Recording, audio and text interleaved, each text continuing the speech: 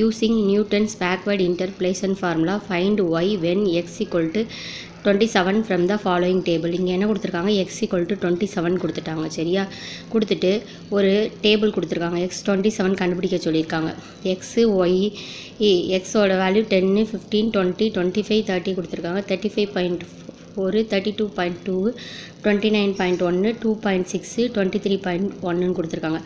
27 வந்து எதுக்கு நடுவில் இருக்குதுன்னு பாருங்கள். 25 30 இதுக்கு நடுவில் தான் இருக்கா. 26 27 வந்து பின்னாடி இருக்கப்போ பேக்வேர்டில் இருக்குது. ஸோ இது கரெக்டு தான். இப்போ பேக்வேர்டு இன்டர்போலேஷன் ஃபார்முலா தான். இதிலேருந்து நம்ம எப்பயுமே பார்த்துக்கணும். அங்கே என்ன பார்த்தோம், ஃபார்வேர்டில் வந்து முன்னாடி இருக்குன்னு பார்த்தோம், பேக்வேர்டில் வந்து பின்னாடி இருக்கும். இதே இது சில சம்மில் வந்து எக்ஸ் ஈக்குவல் டு இந்த 10 to 15க்குள்ளே, சில சம்மில் எக்ஸ் ஈக்குவல் டு 11 அப்புறம் எக்ஸ் ஈக்குவல் டு 27. இப்போ ரெண்டுமே கண்டுபிடிங்க அப்படின்னு சொல்லியிருந்தாங்கன்னா நீங்கள் என்ன செய்யணும், பேக்வேர்டு இன்டர்போலேஷனும் கண்டுபிடிக்கணும், ஃபார்வேர்டு இன்டர்போலேஷனும் கண்டுபிடிக்கணும்.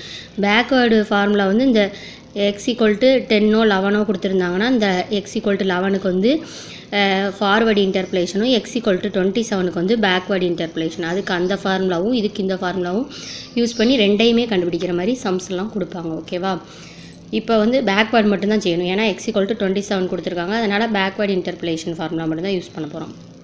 ஃபஸ்ட்டு எடுத்தோன்னே இது எழுதிக்கோங்க. இந்த values of x equally spaced with h is equal to 5. அதே மாதிரி தான் இதுலேயும் பாருங்கள். 15 - 10 5, 20 - 15 5, 25 - 20 5, 30 - 25 5. இப்போ எல்லாத்தையும் ஈக்குவல் ஸ்பேஸ்ன்றது 5 தான் இருக்குது. அப்போ ஹச் வந்து 5ன்னு எடுத்துக்கலாம். இந்த லைன்ஸ் ஃபுல்லாக கண்டிப்பாக எழுதணும். ஓகேவா, எக்ஸாமில் ஹச் ஈக்குவல் டு 5 அண்ட் அப்புறம் என்ன கொடுத்துருக்காங்க, எக்ஸ் 27 லீஸ் இந்த second half of the interval, ரெண்டாவது ஹாஃப் ஆஃப் த இன்டர்வலில் இருக்குது.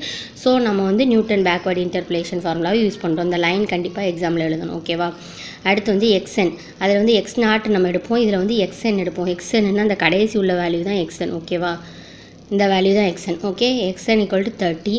இப்போ என்ன கண்டுபிடிக்க போகிறோம், இந்த இதை யூஸ் பண்ணி கண்டுபிடிக்க போகிறோம். v is equal to x minus xn divided by h. எக்ஸோட வேல்யூ என்னது, எக்ஸோட வேல்யூ அவங்க கொடுத்துருப்பாங்க, அது 27 எழுதியாச்சா. அப்புறம் எக்ஸனோட வேல்யூ என்னது 30. அப்புறம் நம்ம ஹச் கண்டுபிடிச்சிருக்க ஹச் வந்து 5.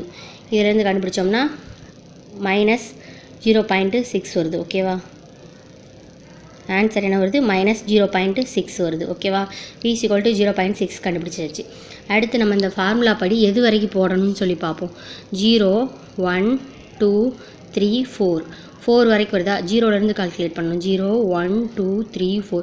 அப்போ என்ன போடணும், டெல்டா 4y வரைக்கும் கண்டுபிடிக்கணும். ஓகேவா, டெல்டா 4y வரைக்கும் கண்டுபிடிக்கணும். ஏன்னா 0லேருந்து 4 வரைக்கும் இருக்குது. அதனால் டெல்டா 4y வரைக்கும் டேபிள்